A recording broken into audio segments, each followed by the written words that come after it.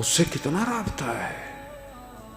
عزیزان مولانا دور ہو رہے ہیں، ہم دور ہو رہے ہیں، یہ اولاد اور نسلیں دور ہو رہی ہیں. بہدف زندگی نہیں ہے ہماری، اس کو بہدف کیجئے. جب ان ہستیوں کا ذکر کرتے ہیں، ان کی ایک ایک شخصیت کا ایک ایک قدم بہدف تھا.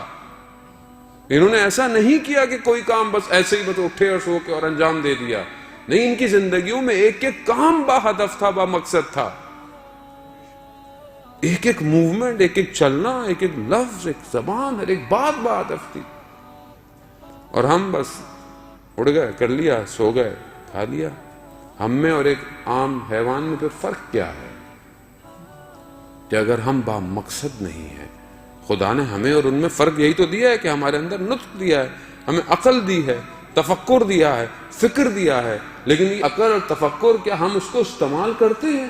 حدیث میں آتا ہے کہ امام جعفر صادق علیہ السلام، اللہم صلی علی محمد آل محمد.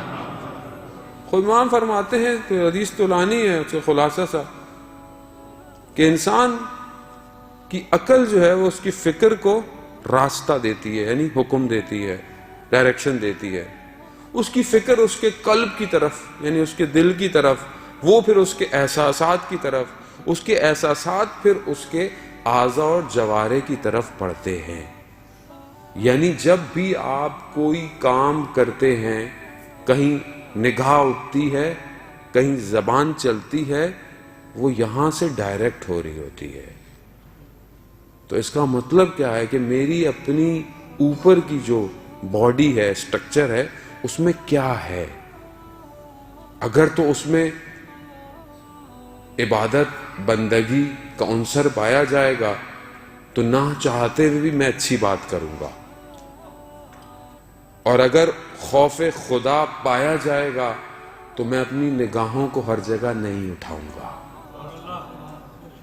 اگر واقعاً اس کا رزق پر میرا ایمان پایا جائے گا تو میں اپنے ہاتھوں سے بھی دینے میں کسی کو دریغ نہیں کروں گا.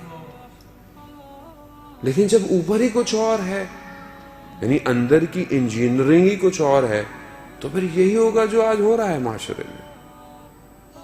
آپ یہ نہیں کہہ سکتے کہ یہ سب ایسے ہی ہو گیا یا مجھ سے ہو گیا. نہیں ہو گیا عزیزان محترم. کیسے ہو گیا؟ جو اندر سٹور کریں گے وہی ظہور کرے گا. ہم سٹور کیا کر رہے ہیں صبح سے شام؟ اللہ اکبر. میں مولانا صاحب نماز پڑھتا ہوں، میری توجہ نہیں ہوتی ہے نماز پہ. نماز پہ کبھی نماز کے وقت پہ توجہ نہیں ہو سکتی ہے.